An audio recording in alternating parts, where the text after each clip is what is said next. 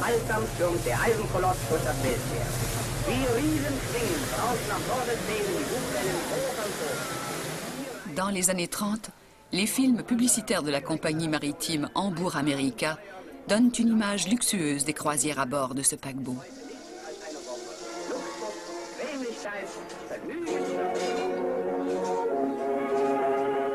Au printemps 1939, quelques mois avant le début de la Seconde Guerre mondiale, Hitler est au pouvoir depuis 6 ans. Il n'est pas encore question d'exterminer les Juifs, mais seulement de les expulser d'Allemagne. La compagnie Hamburg America reçoit l'autorisation exceptionnelle du gouvernement d'affecter le Saint-Louis au transport spécial d'1 millier de Juifs vers Cuba.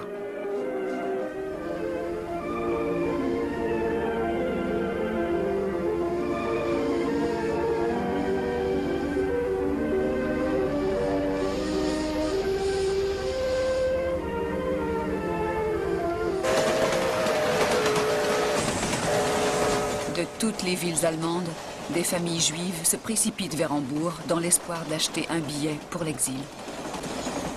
Herbert Karliner, qui avait 12 ans à l'époque, faisait partie de ces candidats au départ, avec ses parents et ses 2 sœurs. Nous sommes partis aux alentours du 10 mai 1939. C'est étonnant. Aujourd'hui, nous sommes le 11 mai 1994. Il y a exactement 55 ans, j'ai pris ce même train de Breslau à Hambourg. Pour moi, ça avait un goût d'aventure. J'avais hâte de quitter l'Allemagne. Tout avait changé là-bas. Une famille qui habitait à quelques maisons de chez nous avait la réputation d'être de fervents communistes. Après l'arrivée d'Hitler, ils sont devenus nazis. On a eu les pires problèmes à cause d'eux. Leur fils, par exemple. Un jour d'hiver, ma sœur et moi, nous avions escaladé une colline avec notre luge et il a voulu venir avec nous. Je voulais être gentil avec lui et je l'ai donc laissé nous accompagner. Alors que nous descendions, il s'est mis à frapper ma sœur, comme ça, sans aucune raison. Et ça m'a rendu furieux. Je l'ai frappé à mon tour. Ça m'a soulagé. Mais le soir même, la Gestapo est venue et a embarqué mon père. Ils l'ont jeté en prison en lui disant qu'un juif n'avait pas le droit de frapper un arien.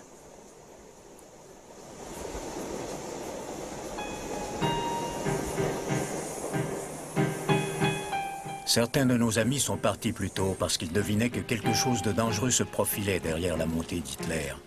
Mon père avait une telle confiance dans le peuple allemand qu'il était persuadé que ces gens feraient tout pour éviter le pire. Mais le pire est arrivé.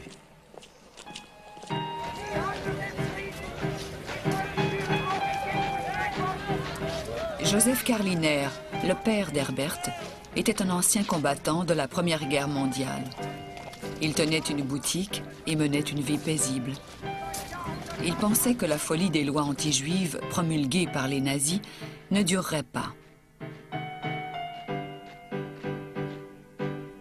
Pendant la nuit de cristal en novembre 1938, il fit partie des milliers de Juifs arrêtés et regroupés dans les camps de concentration.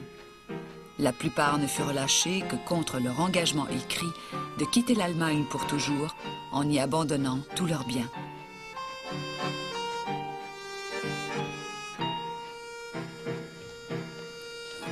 Mes parents, eux, étaient démoralisés. Ils ne voulaient pas quitter l'Allemagne.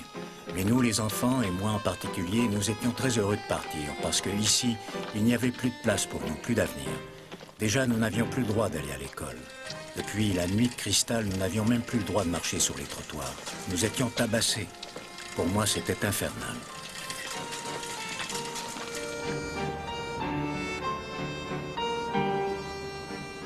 Nous avons découvert que le consulat cubain à Hambourg vendait des visas qui coûtaient 500 $ par personne.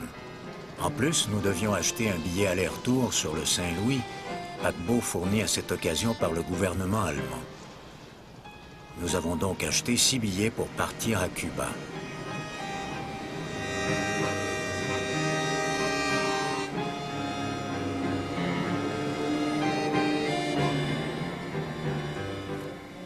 Mon père a préparé quelques 27 malles, car nous n'avions pas le droit de sortir de l'argent hors d'Allemagne.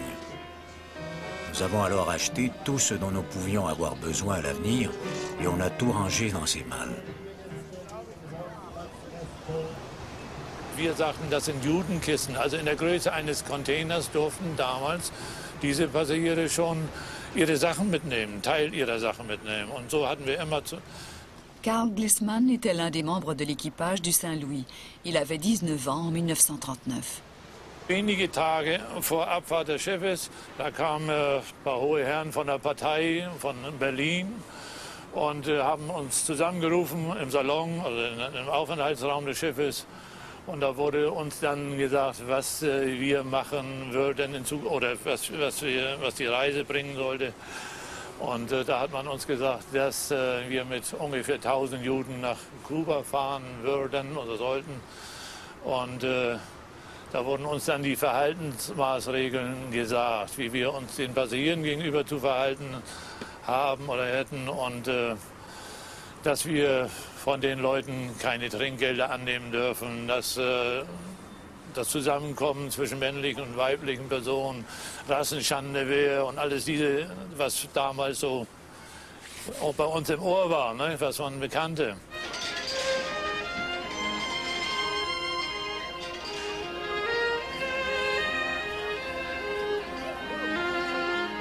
Le photographe officiel de la compagnie Hamburg America a pris cette photo de la famille Carliner montant à bord du Saint-Louis en fin d'après-midi, le samedi 13 mai 1939. 55 ans plus tard, Herbert Carliner rejoint d'autres survivants du Saint-Louis sur un paquebot en croisière le long des côtes de Floride. En 1938, Harry Rosenbach était emprisonné au camp de concentration de Buchenwald. Il ne fut relâché que lorsque sa mère réussit à acheter le tout dernier billet pour embarquer sur le Saint-Louis. Je me souviens encore qu'au départ, je ne voulais pas pleurer. Mais ma gorge était si serrée que je ne pouvais pas respirer. Je m'en souviens comme si c'était hier. Je ne pouvais simplement plus respirer. Gisela Feldman quittait l'Allemagne avec sa mère et sa sœur. Un caméraman des actualités filmait au moment où elle montait à bord. En fait, ce qui nous bouleversait le plus, c'est que mon père n'avait pas pu arriver à temps. Il devait nous rejoindre, mais il n'avait pas pu obtenir assez vite un visa pour traverser l'Allemagne, et il avait été déporté en Pologne. Alors, contrairement à ce qu'il souhaitait, nous sommes partis tous les trois, et je l'entends encore hurler à ma mère au téléphone, « N'emmène pas les enfants », et elle de lui dire, « Mais si, je dois les emmener ». Nous vivions en Allemagne depuis l'an 1500. Étant d'origine espagnole, ma famille avait été exilée au temps de l'Inquisition. En Allemagne, nous avions construit notre maison. Nous nous étions installés, nous étions parvenus à réussir socialement. Et à nouveau, avec l'arrivée du mouvement nazi et de Hitler, nous nous retrouvions forcés de fuir encore.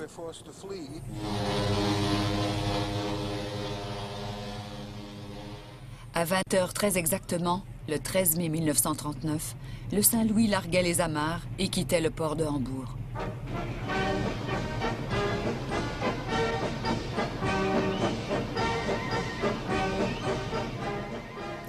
Quand le bateau quitta le quai, un orchestre se mit à jouer. Cette fanfare allemande a entamé Moussiden, chanson qui dit « Je dois quitter ma ville ».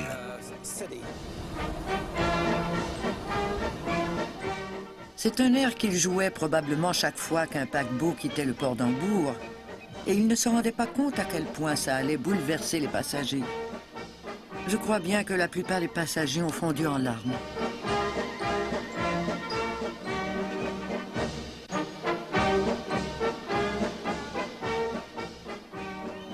Je me souviens que la svastika nazie flottait au vent, au-dessus de nos têtes, avec tout ce qu'elle représentait. À nouveau, l'orchestre a joué. Du coup, la svastika semblait une étrangeté là-haut, car la musique dominait ce qui pour nous tous était un terrible symbole de l'oppression. Je me souviens d'être resté debout à écouter la musique et à regarder le port d'Hambourg qui s'éloignait et disparaissait dans le lointain.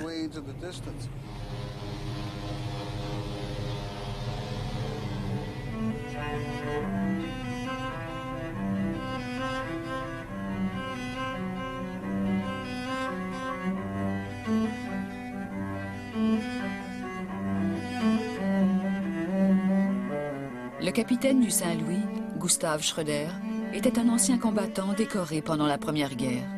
Il était respecté par l'équipage, détestait les nazis et éprouvait de la sympathie pour ses passagers juifs. Er war eigentlich, wie gesagt, nicht das, was man sich, was wir Seeleute sich, oder was man sich unter einen Kapitän vorstellt, einen großen, stämmigen Mann mit harten Tönen und jedenfalls einer harten, aber ehrlichen Sprache, sondern er war ein, ich sage immer so, ein richtiger Akademiker, ein Professor war er eigentlich, so in seiner Art. Er hatte von ihm hat man nie ein böses Wort gehört, nie was Aufdringliches, nie was Hartes, im Gegenteil. Le capitaine Schröder voulait que les réfugiés juifs soient traités comme n'importe quel autre passager. Son journal de bord décrit au jour le jour l'ambiance qui régnait à bord. Dès le début, l'atmosphère était tendue. J'ai vu des scènes de séparation très touchantes. Certains étaient réellement soulagés de quitter leur pays, d'autres s'embarquaient le cœur lourd. Tous semblaient convaincus qu'ils ne reverraient jamais l'Allemagne.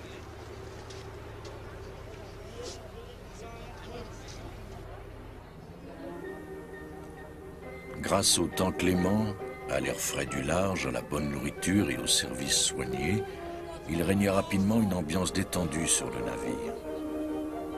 Les tristes souvenirs de la vie au pays se perdaient dans les flots pour être remplacés par des rêves.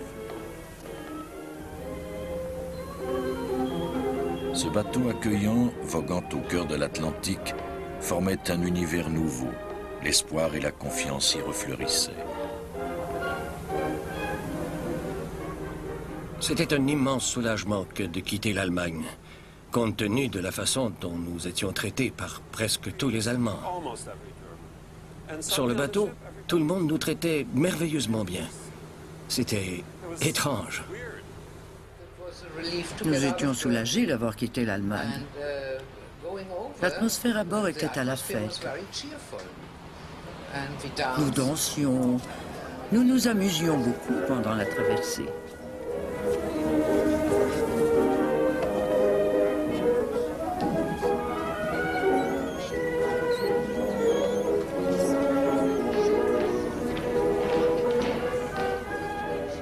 C'était une aventure de se retrouver sur cet énorme paquebot où il y avait plein de choses à découvrir. J'étais très intrigué par la salle des machines. Ma mère me dit, surtout, tu ne descends pas à la salle des machines. Le premier endroit où je me suis aventuré fut bien sûr cette fameuse salle des machines, ce lieu interdit. Je passais mon temps à courir de tous côtés et je suis même monté voir le capitaine une fois ou deux. Déjà à l'époque, nous jouions aux cow-boys et aux Indiens.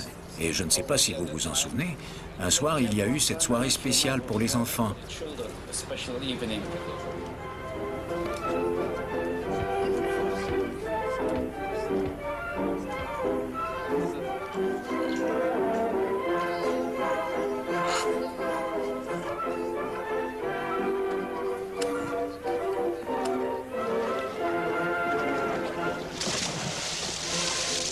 Il y avait une piscine sur le bateau, et moi je voulais y aller.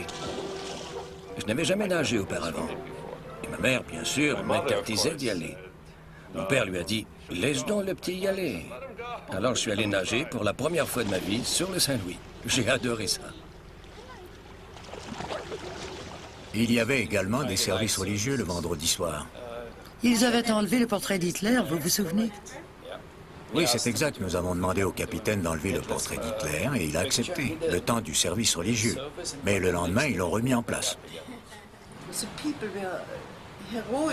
Les gens faisaient preuve d'une bonne humeur héroïque compte tenu de la situation.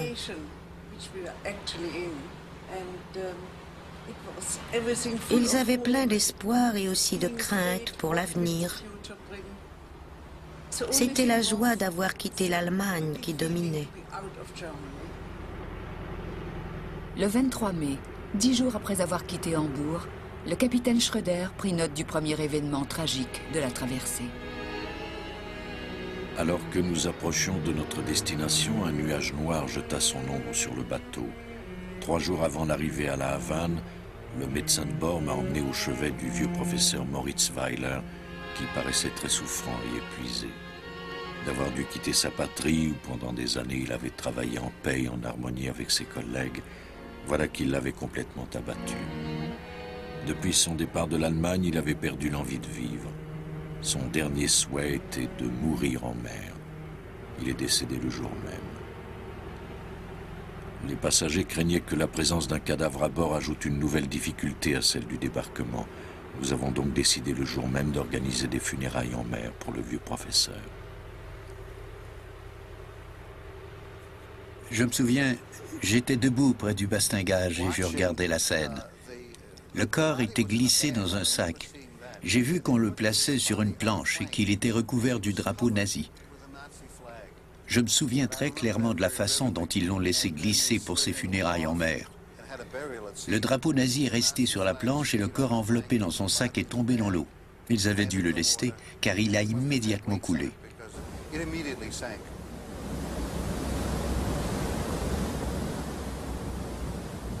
Le bateau s'éloignait d'Allemagne. Les passagers commençaient à se détendre. Pour la première fois, le père d'Herbert Karliner commença à parler de ce qu'il avait vécu dans les camps. Violence, torture, privation. Quand nous étions en Allemagne, jamais il ne m'avait raconté ce qui s'était passé. Une fois sur le bateau, il m'a tout raconté. Et ça m'a mis en rage. Je me suis dès lors juré de ne jamais remettre les pieds en Allemagne.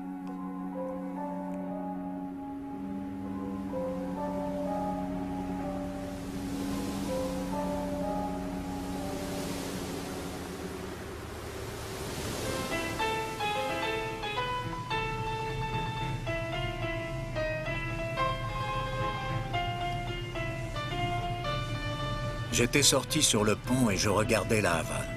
C'était un spectacle étonnant pour moi qui n'avais jamais vu de cocotier. Je regardais ces bâtiments blancs où pouvait commencer une nouvelle vie. C'était très exaltant. Les passagers n'avaient pas seulement des visas pour Cuba.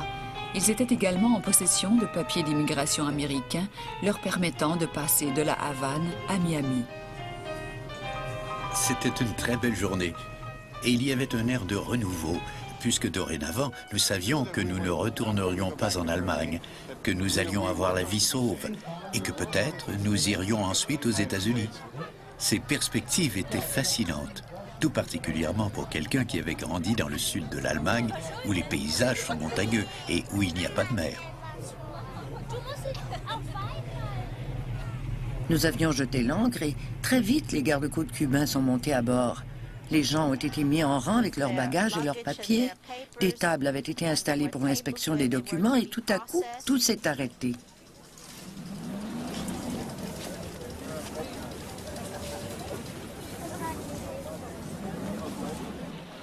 En comprenant que nous ne pouvions pas débarquer, les gens ont commencé à s'inquiéter, y compris mes parents.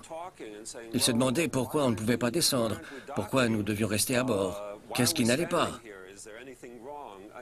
Vous comprenez, après ce que mes parents avaient vécu, et moi aussi, tout ce qui sortait de l'ordinaire, même légèrement, provoquait de l'angoisse. On avait tout de suite peur que quelque chose n'allait pas.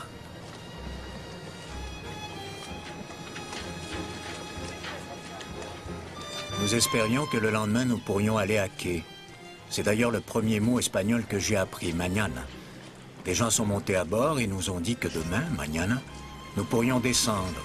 Mais ce mañana n'est jamais arrivé.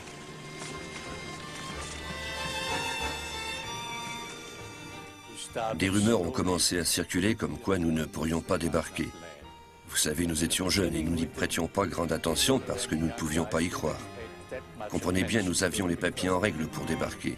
Nous avions des autorisations. Nous ne pénétrions pas à Cuba en clandestin. Voici le papier officiel qu'Harry Rosenbach détenait. Il venait de la direction de l'immigration du ministère de l'Intérieur cubain. Il précise que M. Rosenbach pouvait entrer à Cuba comme touriste pour une période indéterminée, à condition de ne pas chercher à s'y installer. Tout cela semblait très officiel et était signé de la main du directeur général de l'immigration, M. Manuel Benitez. Manuel Benitez Jr., fils du directeur général d'alors, fut lui-même impliqué dans l'affaire du Saint-Louis. Aujourd'hui, il vit à Miami, où il est responsable d'une radio cubaine. Este documento que tengo yo en mi mano lo reconozco como una de las visas oficiales que le daban a los judíos para que uno a uno entrara en La Habana. Por esto ellos pagaban alrededor de $300, que no iba para un empleado como era mi padre o como pudiera ser cualquiera. Este dinero lo cogía el gobierno. Y entonces los que lo pagaban eran los judíos americanos ricos de aquí que traían sus familiares de allá. Realmente esto indica que no era caro la entrada de un ciudadano para salvar la vida, cuando ahí se pagan 20 y 30 mil dólares. Esto era $150 los que pagaban. En 1939, Manuel Benítez Jr. était un jeune officier plein d'avenir, un proche du chef de l'armée cubaine, Batista. À l'époque, des rumeurs circulaient accusant sa famille de se remplir les poches en vendant des visas aux immigrants juifs européens. Aujourd'hui, Manuel Benítez Jr. ne nie pas que son père détournait cet argent. Maybe. No tengo la seguridad, pero cada uno de estos señores salvaba la vida. L'affaire du Saint-Louis devint un enjeu politique entre les deux hommes forts de la Havane, le président Brou et le chef de l'armée, Batista. Brou donna l'ordre d'empêcher les réfugiés de débarquer, sans doute pour obliger Batista à intervenir en leur faveur. Batista se montra peu disposé à les défendre, de peur d'être suspecté de couvrir ceux qui leur avaient vendu les visas.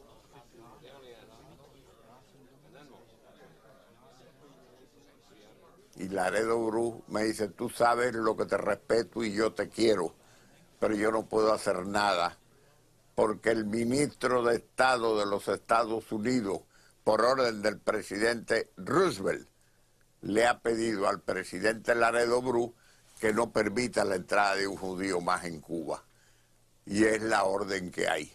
Así que yo no puedo hacer nada.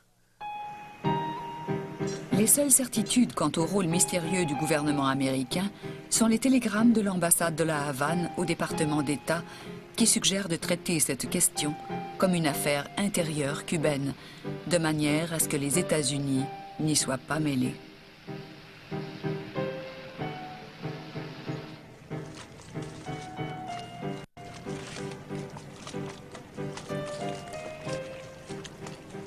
Nous sommes restés dans le port de la Havane. Et il faisait une chaleur infernale.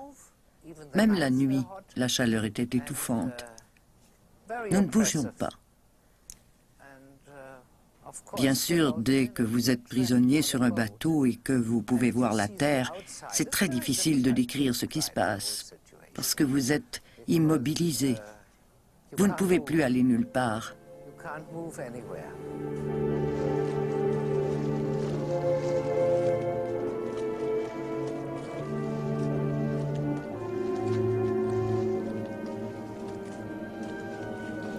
Alors que les jours passaient, de plus en plus de gens venaient vers nous. Nous étions entourés de toutes ces petites embarcations.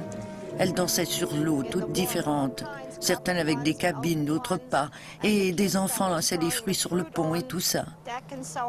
Pour quelques cents que nous étions arrivés à garder, on pouvait acheter des oranges, des ananas. Et c'était si bon, si sucré. J'étais mal à l'aise parce que le cousin de mon père se trouvait à bord de l'un de ces petits bateaux. Et les deux hommes ne pouvaient pas se serrer la main, ils ne pouvaient pas se toucher, juste se crier des choses. Et nous courions sur le pont en essayant de repérer nos proches sur les embarcations. Une personne me revient à l'esprit.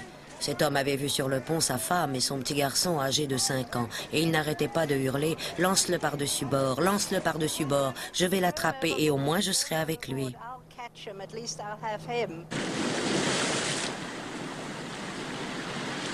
La Havane se trouva au cœur d'une campagne internationale pour sauver les réfugiés du Saint-Louis.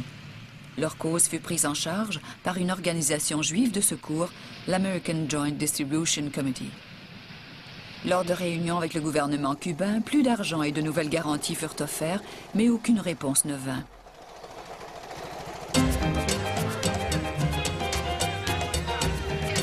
Les officiels cubains vaquaient à leurs occupations comme si de rien n'était, et les négociateurs juifs ne rencontraient qu'indifférence.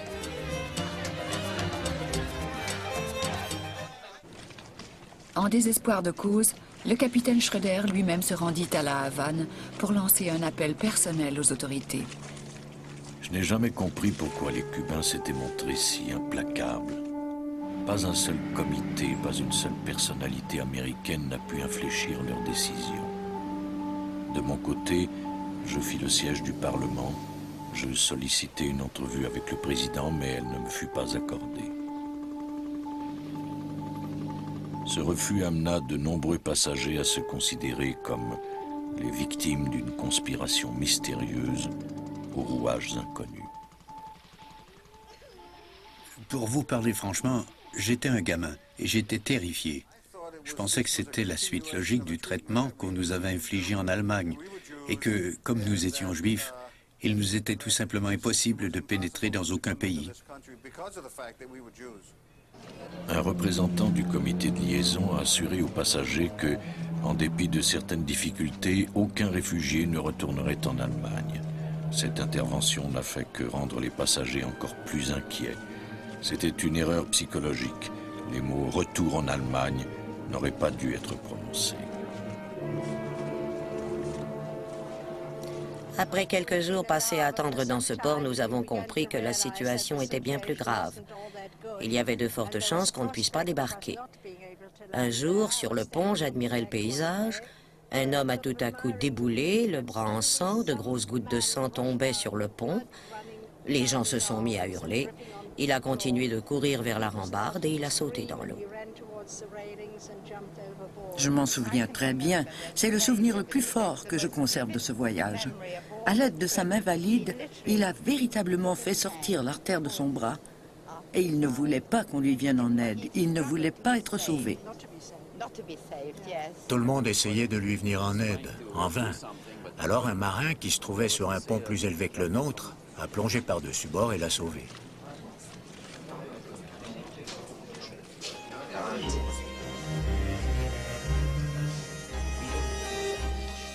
Max Lowe, l'homme qui venait de tenter de se suicider, fut sauvé et conduit à l'hôpital de La Havane.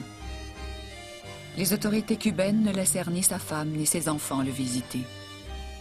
Il fut le seul passager à prendre pied sur le sol cubain.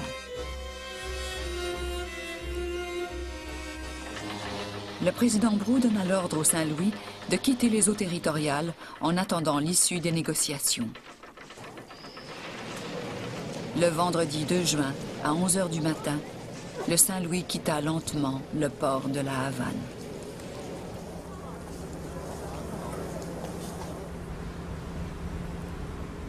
Ce fut une journée de désespoir absolu. Tout le monde était monté sur le pont. Les gardes-côtes nous ont escortés et les officiers semblaient de notre côté.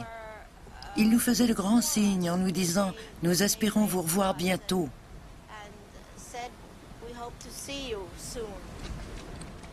De nombreuses embarcations nous ont escortés. Leurs proches criaient aux passagers de ne pas perdre espoir, ce qui provoquait plutôt l'effet inverse. C'est le départ le plus triste qu'il m'ait été donné de vivre. Parmi les passagers, les femmes surtout étaient très inquiètes. « Capitaine, où nous emmenez-vous » Pour la première fois de ma vie, je ne pouvais pas répondre à cette question.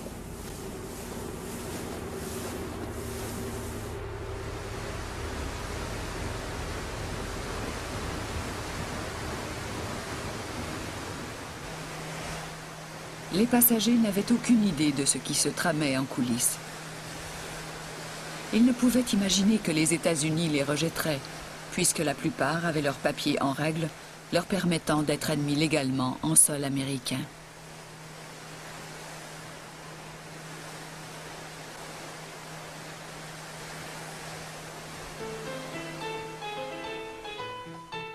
Nous avons mis le cap droit sur la Floride en espérant que tout allait bien se terminer. Tout à coup, le paquebot a fait un grand demi-cercle. Et c'est alors que j'ai vu pour la première fois Miami. J'étais très impressionné. J'ai vu les splendides hôtels, le sable de la plage, des voitures qui roulaient au loin. Vous me croirez ou non, mais à cet instant, je me suis promis que si jamais je revenais, ce serait là que je viendrais vivre.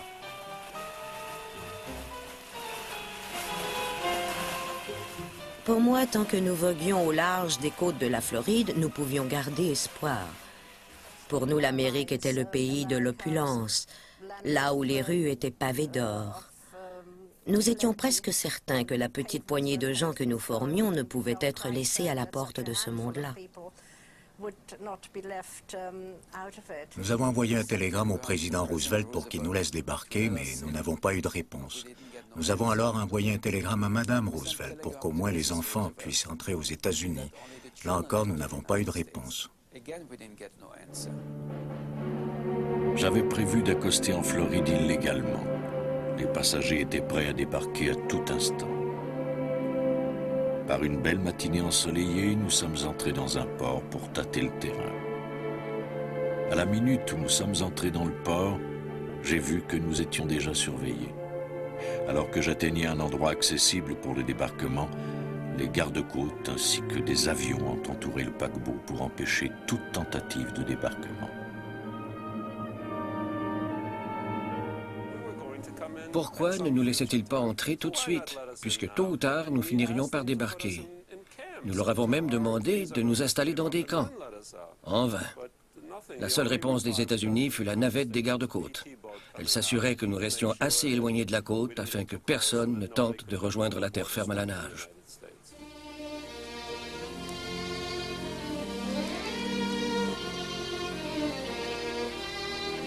Pendant que le bateau croisait le long des côtes de Floride, les journaux aux États-Unis et partout dans le monde commençaient à mettre cette histoire à la une. The German liner St. Louis with Jewish refugees aboard, 918. The refugees sailed to Cuba, but were denied admission. Suspense, terror and pity. Le Saint-Louis devenait célèbre, mais le gouvernement américain restait intraitable. Le pays était encore en pleine crise. Ceux qui avaient un travail craignaient de le perdre avec les licenciements, la concurrence. Il faut bien comprendre qu'en 1940, Franklin Roosevelt, qui était à nouveau candidat aux élections, n'avait aucune intention de faire un écart et de se faire des ennemis politiques. C'est pourquoi il a opté pour la solution la plus expéditive, refuser l'accès à 937 innocents et les abandonner à leur destin. C'était comme si le Saint-Louis avait disparu, et maintenant il fallait qu'il quitte aussi cette planète hostile. Durant ce voyage, seuls les enfants semblaient insouciants. Mais leur jeu n'était pas innocent. Ils en avaient inventé un qui s'appelait « Ici, les Juifs ne sont pas autorisés ». Deux gosses qui prenaient une allure rigide et sévère se tenaient debout devant une barrière et ils détaillaient des pieds à la tête leurs copains qui voulaient entrer. Les deux gardiens demandaient d'une voix dure « Es-tu juif ?» Et comme l'autre se contentait de répondre « oui », ils lui interdisaient sèchement le droit de passage en disant « Les juifs ne sont pas autorisés ici ». Le copain répondait « Mais je ne suis qu'un tout petit juif ».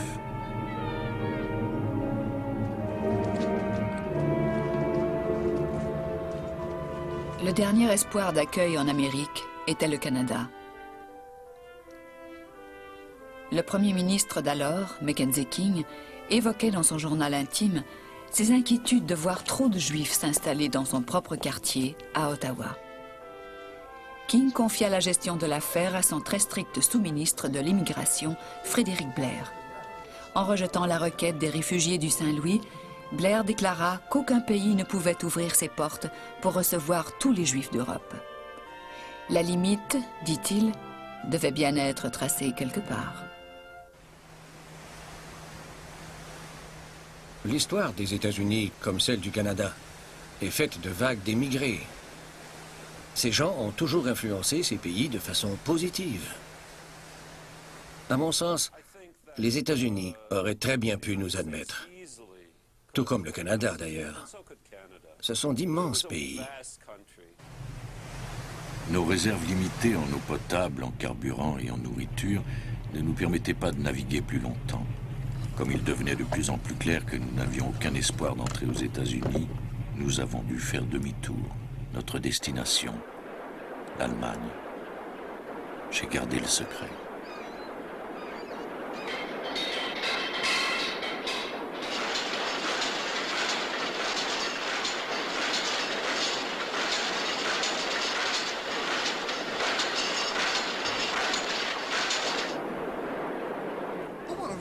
Personne ne savait vraiment où nous allions.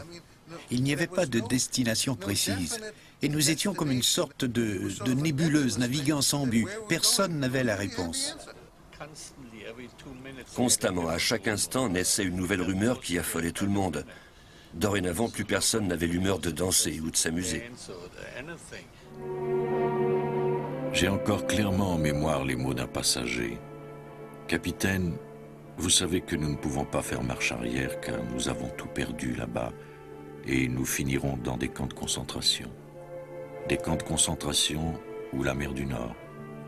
Si vous parvenez à ramener sans incident le bateau jusqu'en Allemagne, à l'arrivée, vous découvrirez probablement une bonne centaine de cabines vides. Nous craignons plus les camps de concentration que la mort elle-même. » Mon mari et moi, nous avons essayé les bouées de sauvetage, car pour rien au monde, nous ne serions retournés en Allemagne. Il valait mieux se jeter à l'eau. Il était hors de question de revenir là-bas.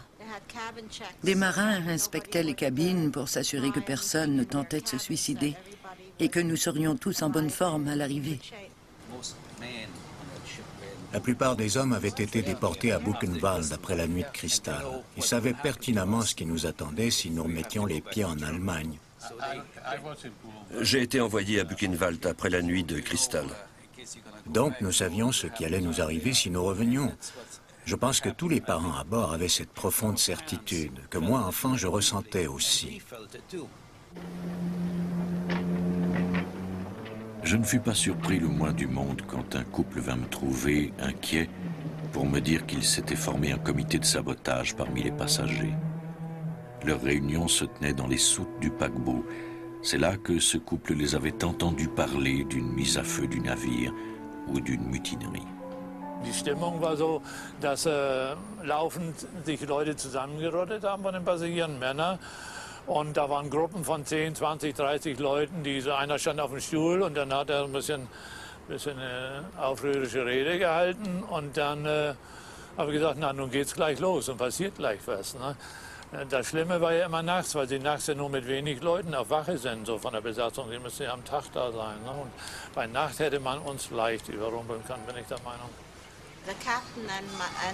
Le capitaine et le comité se sont rassemblés pour convaincre ces jeunes gens que, pour l'ensemble des passagers, une mutinerie serait plutôt néfaste qu'autre chose. Comment ferait-il pour manœuvrer le paquebot? En plus, il y avait de très nombreuses situations que ces jeunes gens auraient été tout à fait incapables de maîtriser. Ils étaient juste en colère. Tout ça amenait les gens à croire qu'on allait droit au pire et que les choses allaient vraiment être terribles à notre arrivée en Europe. Il me semblait de plus en plus clair que traverser la mer du Nord s'avérerait très dangereux, voire impossible, car les passagers se sentaient acculés et prêts à tout. Alors que nous revenions vers l'Europe, les rumeurs enflaient. J'avais une superbe montre en or que mon père m'avait donnée et qui lui venait de son propre père. C'était une montre Gousset avec sa petite clé pour la remonter. J'étais terrifié à l'idée de revenir en Allemagne.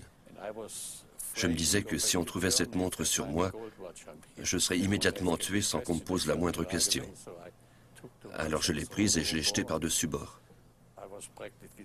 J'étais presque en larmes, vous savez.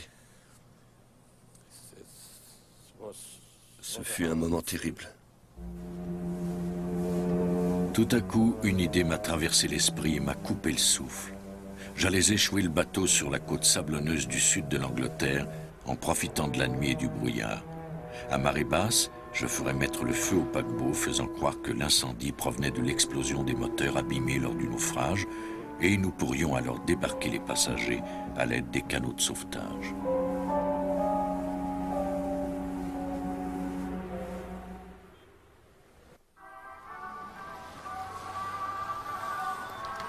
Pour tenter de faire face au refus de tous les pays occidentaux, Maurice Trooper de l'American Joint Distribution Committee à Paris entreprit les négociations de la dernière chance avec les gouvernements européens.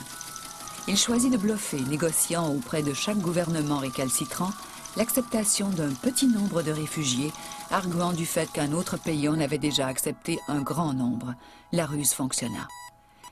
Le 14 juin, la nouvelle arriva au Saint-Louis. La Belgique, la Hollande, la Grande-Bretagne et la France acceptaient d'accueillir les passagers après des semaines d'errance sur l'océan.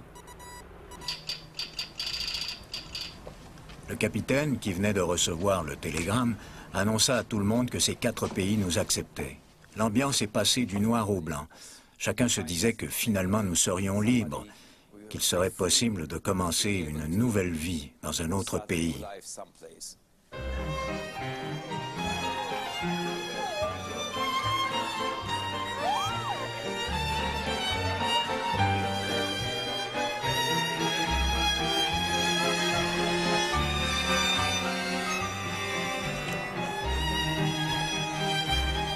Ce soir-là, on donna une grande fête dansante en tenue de soirée. Parmi les passagers, il y avait quelques amuseurs professionnels qui ont mis sur pied un spectacle. C'était comme d'être libéré d'un joug qui pesait lourd sur nos épaules. A refugee ship ends its wandering. The liner St. Louis, turned back from Cuba, brings its human cargo to port at last. 907 Jewish unfortunates without a country, permitted to land in Belgium after 5 weeks of suspense afloat. They will find at least temporary shelter in France, Holland and England. These are but a fortunate few, saved by publicity from the fate of their fellows. Parmi les gens qui nous attendaient, il y avait la sœur de mon oncle et mon beau-frère. C'était merveilleux de retrouver des visages familiers. Merveilleux de ne pas être en Allemagne. C'était réellement un moment extraordinaire. C'était l'anniversaire de mes 11 ans. Mon père m'avait dit qu'à cette occasion, j'avais le droit d'accueillir M. Trooper et les autres responsables au nom de tous les enfants à bord. Mon père avait rédigé un petit discours que je devais lire. Il y disait que j'aurais préféré les accueillir avec des fleurs, mais que, malheureusement, après 30 jours passés en mer, les réserves du fleuriste étaient épuisées. Le lendemain, je recevais un gros bouquet de roses rouges. C'était la première fois qu'un gentleman m'offrait des fleurs.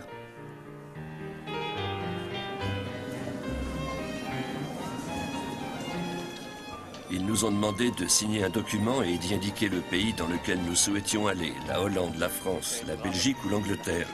Je pense que près de 90% des gens ont demandé l'Angleterre.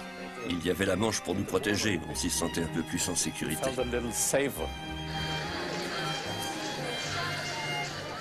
Les 937 réfugiés furent dispersés dans les pays d'accueil. La famille de Philippe Front trouva refuge en Angleterre. À Londres, quand nous sommes sortis de la gare, la ville était en fête, décorée de drapeaux rouges, blancs et bleus un peu partout. Nous nous sommes dit incroyable. Ces gens sont vraiment heureux de nous voir. En fait, il y avait ce jour-là une tête couronnée qui visitait Londres. Mais d'emblée, ça nous a mis de bonne humeur, parce que nous avions le sentiment d'être les bienvenus.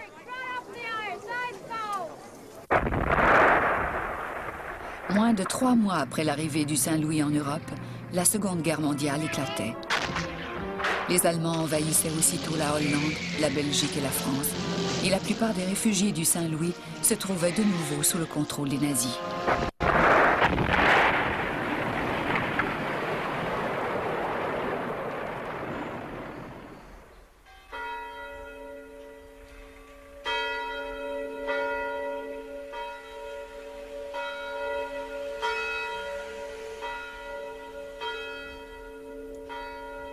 Les Carlinaires avaient été envoyés en France, où Herbert fut séparé de sa famille et envoyé dans un refuge pour enfants en zone libre. Ses parents et ses sœurs vivaient à Mirebeau, près de Poitiers, en zone occupée.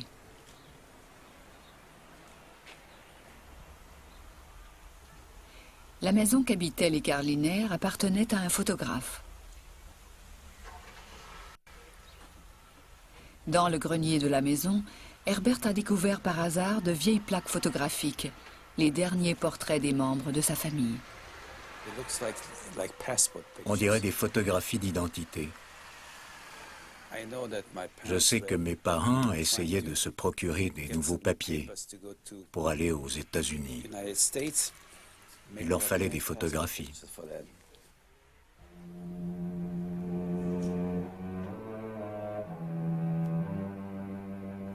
Durant leur séjour à Mirbeau, la sœur d'Herbert, Ilsa, s'était fait une amie, Jeanne Ripoteau.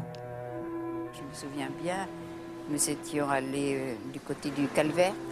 On était passés à la fontaine et puis j'avais un ami de Paris qui était là. Alors on était tous les trois et voilà, on avait pris des photos de notre promenade. Elle était très heureuse.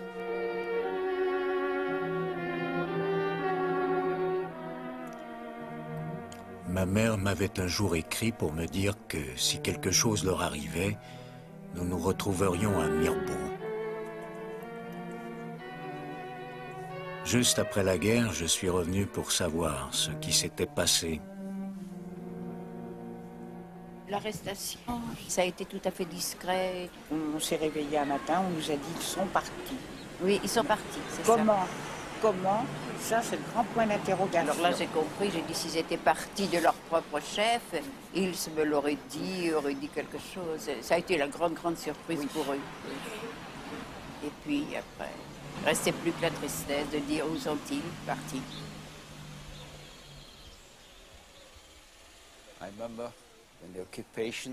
Je me souviens être venu voir mes parents pendant l'occupation. Quand je passais par là, ma mère, qui travaillait derrière cette vitre, pensait m'avoir reconnu. Ce qui n'était pas possible, car je passais très vite. Elle appela mon père et lui dit « Je viens de voir Herbie passer ». Et lui de répondre « Mais tu es folle. Il ne peut pas être là puisqu'il est en zone libre. » Plus tard, j'ai pu revenir. Mes parents étaient très heureux de me revoir, après tout ce temps. J'avais traversé la ligne de démarcation sans papier et j'étais fou de joie de les revoir. C'est la dernière fois que j'ai vu mes parents, ainsi que mes deux sœurs.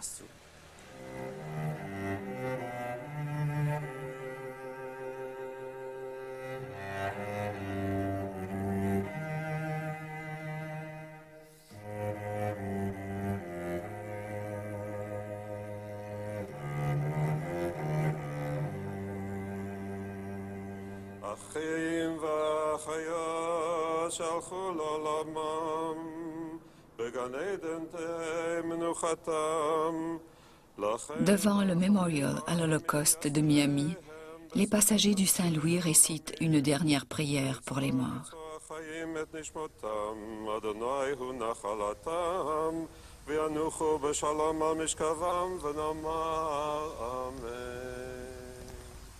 Des 937 réfugiés juifs qui firent ce long voyage et furent si près de la liberté, presque les 3/4 périrent dans les chambres à gaz d'Auschwitz et des autres camps d'extermination.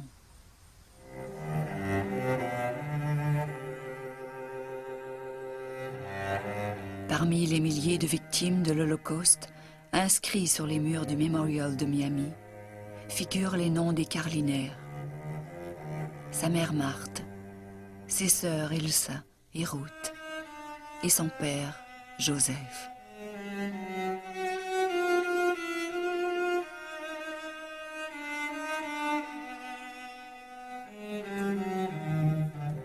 Quelques semaines avant la fin de la guerre, le Saint-Louis fut incendié lors des bombardements alliés sur Hambourg.